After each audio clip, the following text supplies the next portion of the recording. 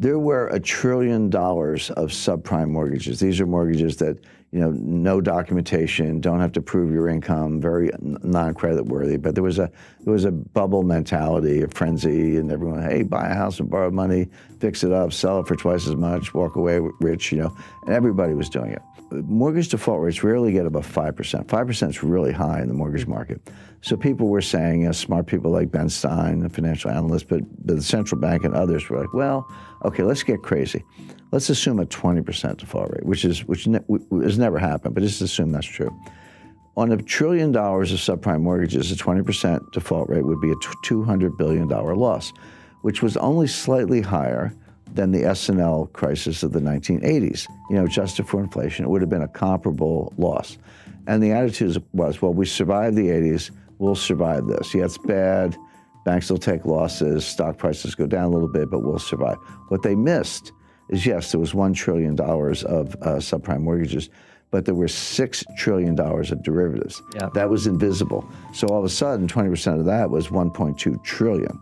So you create derivatives out of thin air. Yeah. And there's no limit on how many you can have. They're off balance sheet, meaning give me the balance sheet of the company, I won't see them. You have to read the footnotes and then the information behind the footnotes. So non-transparent, unregulated, no limit on size. So the crisis was actually much worse than anyone realized. And then when it started to collapse, the contagion spread throughout the financial system. My point about 2008, it was because we did not learn the lessons of 1998 and we flew right into 2008. But once again, we have not learned the lessons of 2008, and we're going to fly right into the next storm. In 1998, Wall Street got together and bailed out a hedge fund. In 2008, the central banks got together and bailed out Wall Street. Who's going to bail out the central banks? In other words, the point is each crisis is bigger than the one before. The intervention gets elevated, larger dollar amounts, and are we now at the point where there's no one left to bail us out? And one of the questions I'm asked most frequently is, okay, Jim, I kind of follow your analysis on how risk works and how complexity theory and capital markets, how that works, but where's the crisis coming from? What's going to be the catalyst? It's actually a long list. Now, student loans, there are $1.6 trillion worth of student loans. So this will go, and kind of this gets to your point, Francis, how do capital markets and money markets and Fed policy kind of leach into debt and deficits? So when a lender, credit union, or anybody, or university makes a loan to a student, and the Treasury guarantees that loan, which they do, it's off budget. Again, it's not strictly a derivative, but it is non-transparent. So then the student defaults, and the credit union, the lender, simply turns to the Treasury and said, here's your loan file, pay me. And the Treasury pays the lender because they've guaranteed the loan.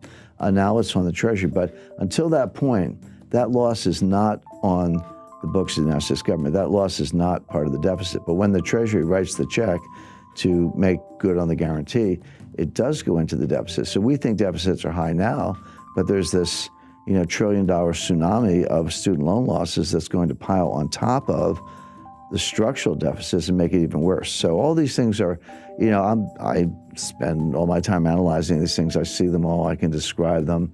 I can see how they're going to converge into a worse crisis. But in the short run, people either ignore them or they just don't know anything about them. But why would Bernie Sanders even suggest that? And by the way, he's not alone. I think the other candidates have, Elizabeth Warren and Joe Biden and Kamala Harris, one way or another, have suggested that they would do something similar, that we need student loan relief, and that ends up going onto the budget and onto the taxpayers. But there's a school of economics, and I talk about this in chapter 5 of my book. It's called Modern Monetary Theory, MMT for short.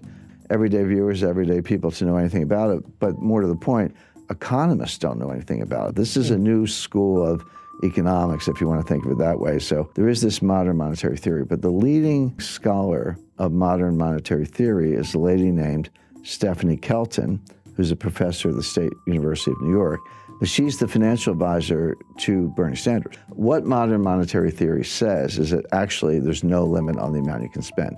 You can spend as much as you want, and the market will either buy the debt, or if they balk, the Fed will monetize the debt.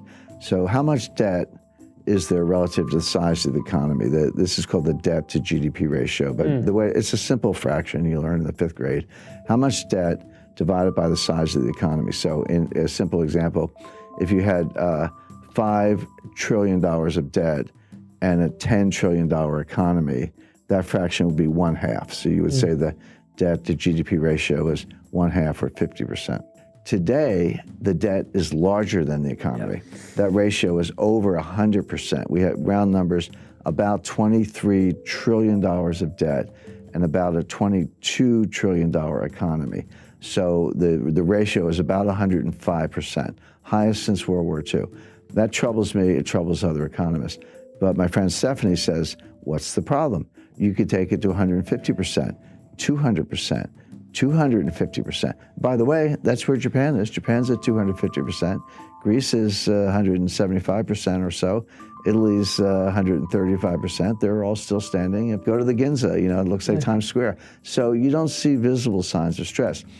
And here's the irony. Ben Bernanke would absolutely not agree with this theory, and he said so publicly. But Professor Kelton says to Bernanke, you proved our point. You were the one who took the Fed's balance sheet and quadrupled it from 800 billion to 4.5 trillion or so. You proved that you can print trillions of dollars of money without causing inflation, without causing high interest rates, without causing a run on the bank. So all we're saying is, you did it to prop up Jamie Dimon's bonus. We wanted to do it to forgive student loans. We may have different policy objectives, but the process is the same. What's the problem?